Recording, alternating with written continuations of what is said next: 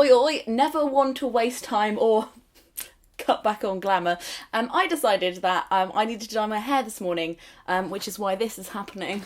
But I also decided that I wanted to film a video today. Two decisions that I thought would kill each other in the ring have actually ended up being perpendicular, because I decided to ask you guys if you needed any personal book recommendations on Instagram, and you delivered. So while I was putting the dye on my hair, you guys over on Instagram were feeding me requests of personal recommendations you would like for books. And now I'm going to answer them. So I slapped the orange potion magic on my hair, ran around my bookshelves, and now I'm here. And we're on the clock. It's 11:08. I need to take this off in 20 minutes. You'll remind me, won't you? Yeah. Mermaid Hair and Tails would like a green book. I like a simple customer. That is good. It's good to have simple needs in this world, and I'm here to fulfill them. This is Wicked by Gregory Maguire. It's one of my favourite books ever. It's much better than the musical, even though the musical is one of my favourites ever. It's very complex and... probably one of the only fantasy novels I've really ever enjoyed. It's a riff on Frank L. Baum's classic The Wizard of Oz, if you didn't know. And if you love the musical, it gets a lot deeper and a lot darker. And be prepared for your dreams to be smashed when you realise that they changed the fucking ending. I wrote my dissertation on this book. I think it's a masterpiece. Jennifer H. Bertlers would like something dystopian Atwood-style fiction. So the first one I thought of was The End We Start From, which I don't actually have because I gave it away to somebody because I was like, somebody else needs to read this, it's too good. It's set in a post-drowned London where everybody has to start again, and it's very poetic and dreamlike and fragmented and short. And really a gem that I think more people should have made noise about when it came out, because it's really well written. And then also Station 11, which is one of those books that I kind of wasn't sure if I liked when I finished, and then retrospectively realised I fucking loved. I really want to read it again, actually, now that I know what to expect and what it is, because I read the American cover before, which I think gives the impression that it's a completely different book. This cover is a lot better. It's 20 years after America has collapsed, and there is a group called the Travelling Symphony who are travelling around the country performing old Shakespearean plays from memory, and it also follows a few characters from before. One of them is a graphic novelist who foreshadows a lot of the kind of deadly virus stuff, and it's loads of things. I thought it was just about the travelling play people. It's not. It's about lots of different things, particularly Station 11, this airport that becomes a museum for all of the world before the end. It's really beautiful. It's really incredible. It's very literary and isn't there to satisfy you, if that makes sense. I genuinely think it's one of the best books I've ever read. Really good, really good. Lou90 wants a book about brain weasels, mental health. For the brain weasels, we will have... I'm going to recommend this book, even though I haven't had time to read it yet. But Nancy Tucker, I've had her on my channel a few times, and she's a lovely friend of mine. And she wrote a book called The Time in Between about her time with anorexia, and it's written in this really intelligent, introspective way with like TV scripts in it, and it's really clever. And she's recently released a book called That Was When People Started to Worry. It's a discussion about the way we treat mental illness. It's based on lots and lots of interviews she's had with lots of people who suffer from mental illness, and it's also about how we can treat people better and a way forward. And I'm really excited to read it, and I know that she's an incredible writer and it's going to be really good. So I'm going to pre-recommend this. Lily Hollandaise, hey Lily, would like something reasonably easy to read and feminist, quite like Mari McFarlane because she is everything. Same. I think... Why have I gone out of focus? Come on! Mari McFarlane, if for people who don't know, is like one of my favourite authors ever, and I've read everything she's ever written. So it is, I see how you feel, Lily, because this is fairly frustrating when you've read all the books an author has written, and they haven't written any more yet, and you're like, dude! So, for you, I have Sophia Khan Is Not Obliged by Aisha Malik. It follows Sophia Khan, who is one of the most hilarious, intelligent, scatterbrained, beautiful characters in literature. She is a Muslim woman working in the publishing industry, and she is also supposed to be on the dating scene trying to find a man. And hilarity, heartbreak, and everything else ensues. One of my favourite kind of rom-com, easy, but deeply breaks your heart and makes you laugh out loud reads. And I also interviewed Aisha on my channel. If you're interested, I will leave a link up here or below. Miss Daisy Anna would like a book about anxiety. I'm halfway through a book on anxiety at the moment, and I'm not sure whether I want to recommend it yet because I haven't decided.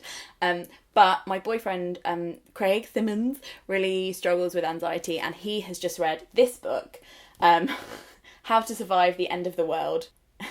And this is the proof, and it says, bollocking, fucking, shitting, titting, arsing hell, I'm having a panic attack. He just, like, every time he was reading this, he'd just, like, giggle aloud, and he said he found it very useful and insightful, and a lot less kind of, like, airy-fairy and clinical than a lot of books and information on anxiety out there. So, a recommendation from Craig without his permission, this. So Veronica really wants an epic novel. I'm not naked under this, by the way. Just wanted to just a disclaimer. Just a disclaimer for those ad goblins. So Veronica would like an epic novel with lots of intertwining storylines. So the last book I really read like this was Middlesex by Jeffrey Eugenides. Now, I loved parts of this book. I think it's really well written. If you like that kind of book, then I think you'd really, really like it. Jeffrey Eugenides is his book, The Virgin Suicides, is one of my favourite books ever, but that's not an epic and it's quite short, but his writing is incredible. So I think you'd really like Middlesex. And then I tried one of his other books, The Marriage Plot, and I really fucking hated it. So he's hit and miss, but I think that if you like epic, big, intertwining, intergenerational novels, then that's like the one to read. Like, that's the one that everybody talks about. It's like a seminal text in that area. S. Selman would like a feel-good book that would make their head feel a little bit lighter. This is The Rights of the Reader by Daniel Fenemack. As you can see, I have highly annotated it, and I'd love to make a whole video on it later. But it's kind of like summarises a rant I had a long time ago in a video before I knew about this book. And the video is called, Isn't It a Shame That People Read Stupid Books?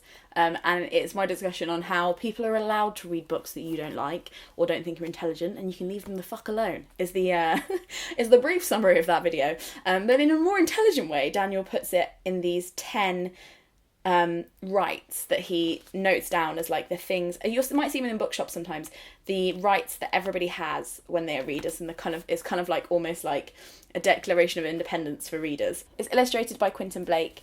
It's really short and light, and it really rids you of like any worry about life, never mind like all the kind of worries around reading and shame around reading.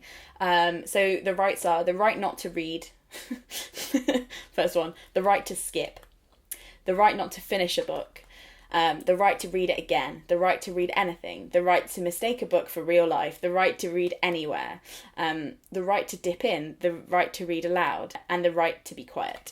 And it's just a really uplifting, warm but simple, intelligent read. And I want to talk more about this later, so I'm just going to leave it there. But like, get on it, mate, get on it.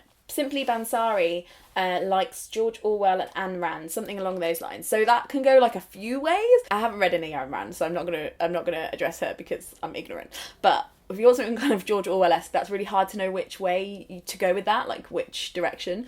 But if you're looking for something in his kind of authorial voice and something that follows characters who are having huge, epic, political, world-changing events happen in the background, and they're sitting in the foreground having more like introspective, emotional things without necessarily realising everything that's happening behind them, and like that kind of upstairs, downstairs kind of thing, then I can recommend Kazuri Ishiguro's Remains of the Day, one of my favourite books of all time. I think I've read it like 3 times. I need to read it again. It's time.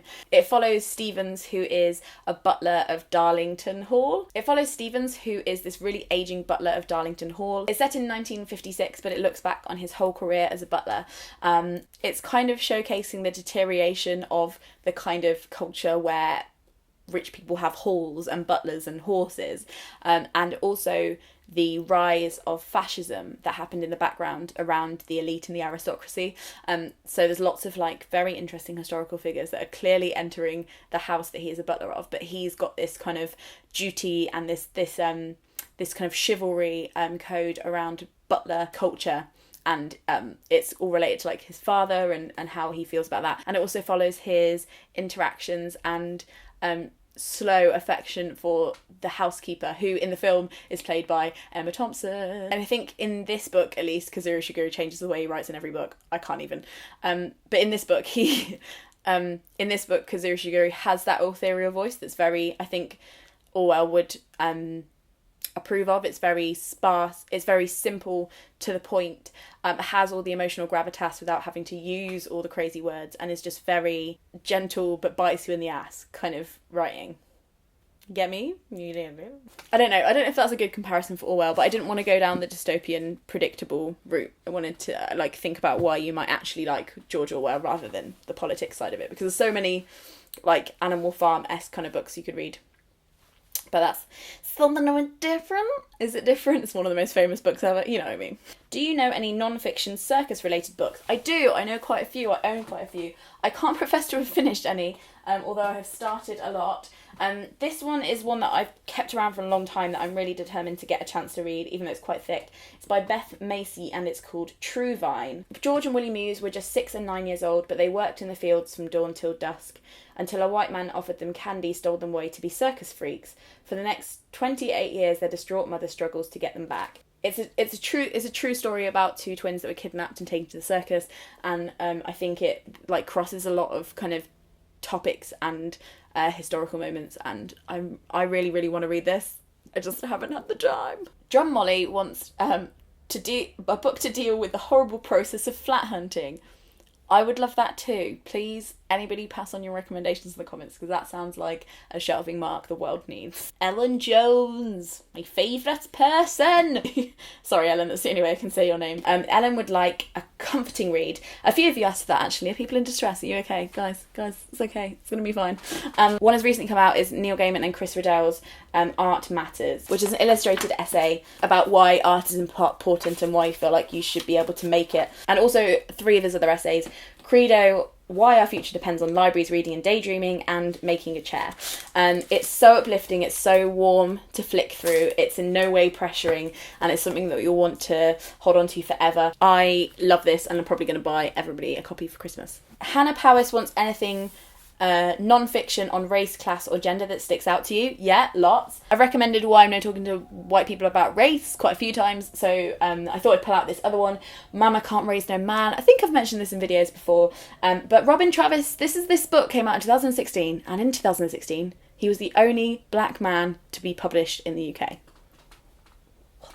This is compiled of fictional letters from a 24-year-old man who finds himself in prison for the 3rd time, and he's writing to all the people that he knows outside of prison and unpacking what he realises is his own issues with the idea of masculinity and being a man, and how he's found himself in prison again at 24. And it's really incredible. It talks a lot about race and the lack of elasticity and room to move in society that favours whiteness. I think it's a really great book, and it doesn't get as much attention as it deserves, so get on it. Eames Jux would like a book that deals with moving on from breakups. I have a whole video on this, I'll link it below, but Recipes for Sad Women really helped me. Spinster really helped me. Lots of books really helped me get through a breakup, and I will link that video for you here and below. Somebody has said, yes, L Rocket Ship, they'd love to read something about women travellers. It can be non-fiction or fiction. I don't know if you mean travellers as in women who travel the world, in which case I'd say I've read part of The Lonely City and I want to finish it by Olivia Lang, and it's so good so far. I haven't read enough about women travelling, actually. If you want to leave some recommendations below. Obviously, Read, Eat, Pray, Love. Would recommend. Don't care what you say. I know people think it's too airy-fairy and too simple, but, don't at me. I like it. I don't think it's pretending to be anything that it's not. I think people put very high expectations on it because it's one of the only books about women travelling. However, if you mean books about female travellers, as in women from the traveller community, I would like some. I've just read The Stopping Places, which is written by a man called Damien Labasse. I interviewed him for the Vintage podcast, and he is incredible. It's such a great book, but he's a man. But there is a fictional book called The Gypsy Girl that I really liked, not by somebody who is from the traveller community, but has done a lot of research into it, and it's a YA book about a girl and feminism and boxing, and living in the traveller community in Britain today, and that's really good, so I will link that below. But there should be more of that, if that was what you're looking for. But if you're just looking about people who are like travelling around, then sots, not very good on that front. I'll get better. Pearl L. Nunn says, I loved Vicky Beeching's book Undivided. Me too! Bloody yes! Where is it? Hold on. Here she is. This is a great book by Vicky Beeching, who is a renowned worship leader and was very much part of my teenage years and like part of the modern church. Unfortunately controversial, shouldn't be controversial, came out as gay, and it was like the biggest thing to hit the church community in the UK. I don't know why.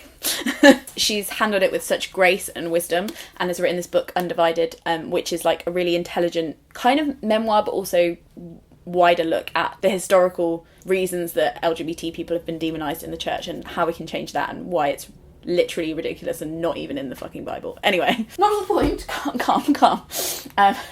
Anything similar you've come across out there? Nothing that really, like, I think Vicky's book is so vital because there's not that much out there like it. When it comes to crossing the Christian LGBTQ divide in a non-fiction, like, productive look at moving forward kind of way. There's obviously like Jeanette Winterson's books on growing up gay in the church, and that's pretty fucking devastating. As far as like just LGBTQ memoirs go, hashtag straight girl recommendations. I'm going to link some LGBT booktubers recommending LGBT books because they're probably much better at it than me.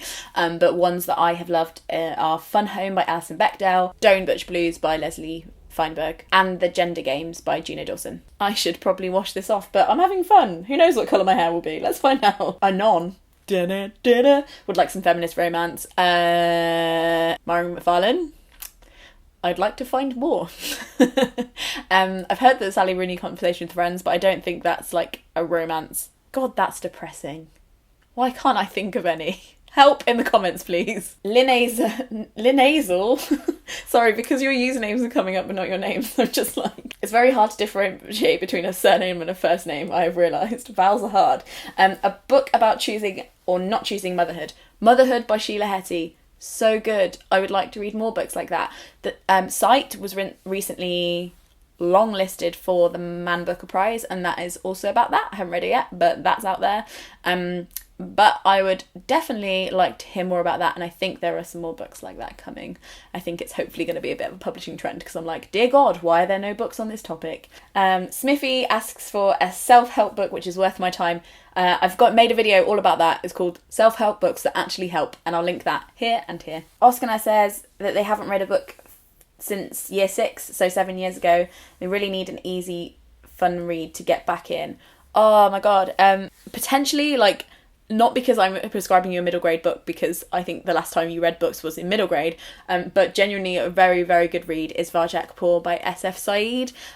Incredible work. And so fantastical that it will like kind of drag you into the story without you really noticing that you're reading. And also if you're feeling the pressure to read, or like you feel silly for maybe not having read since year 6, or people are making you feel that way, Rights of the Reader, get on it.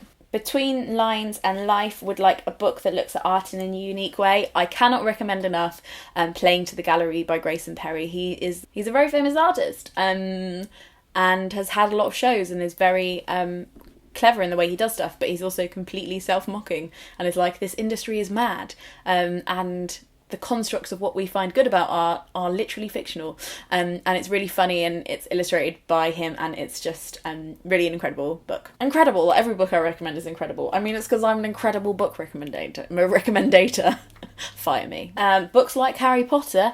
What do you think I am? A miracle worker? Anna James just wrote a book called Pages & Co, all about a girl whose grandparents run a bookshop that she spends a lot of time in, and then the characters start appearing in the bookshop, and absolute chaos ensues.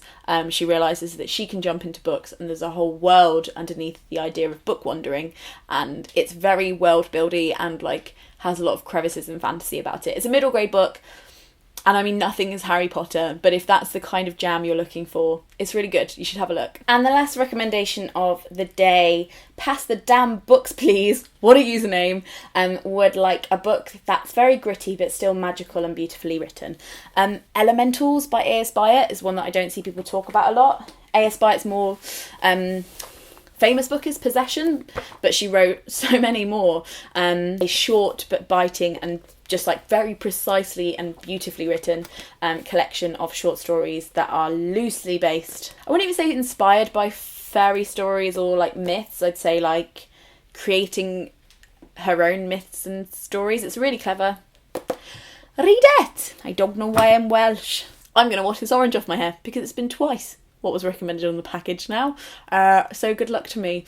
Thank you for watching this ridiculous millennial sit in her room with soggy, slimy hair in a towel and recommend books to you like she knows what she's talking about. If you have any recommendations for books for the people that requested them that I didn't mention, leave them in the comments below. If you had a request for a book and I either didn't have a chance to answer it or you want more recommendations, then look in the comments. Make friends, they're nice people, and I will see you in my next one. Frog snog out, hopefully with better hair. We'll see. It's just a ride, no need to run, no need to hide. It will make you run around, sometimes you're up, sometimes you're down.